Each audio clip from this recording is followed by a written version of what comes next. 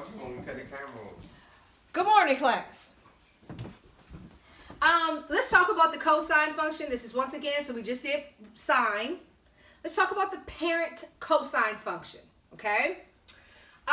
Notice I still have a maximum point at 1, minimum point at -1. Parent cosine function. It still makes a wave pattern. Yes, once again, it still does exist on the negative side of the origin for x values. It's just easier to talk about if we look at the positive x values. So, once again, let's put some our friendly points. What are our friendly points? 2 pi, pi, 3 pi over 2, and this will be pi over 2.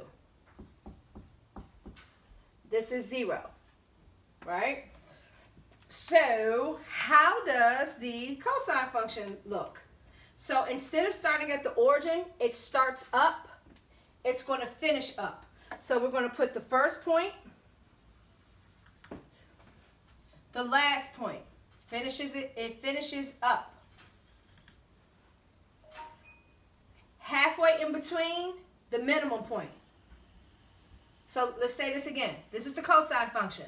The maximum point is here, has another maximum point at 2 pi. So you have two maxes, you have a minimum down here at pi. So the maximum is at 1, the maximum is at 1, the minimum point is halfway in between, which is pi, and it's down here at -1. It hits the x-axis at pi over 2, it hits the x-axis at 3 pi over 2, one complete cycle looks like that. And then it will repeat. So it starts up. So the big difference between the sine function and the cosine function, remember the sine function starts at the origin and it goes up. The cosine function starts at its maximum.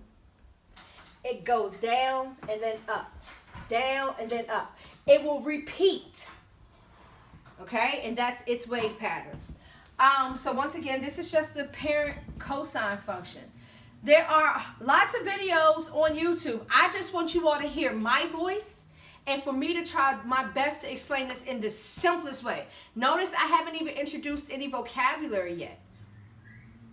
Right? I haven't talked about amplitude, midline, period. We haven't gone there yet. There is some vocabulary. I'm just using basic conversation to explain it. Okay? All right. One more video, give me a chance. One more video, that'll be the trig function. I'm sorry, that'll be the tangent function. And then we'll look at some vocabulary in complete page 47.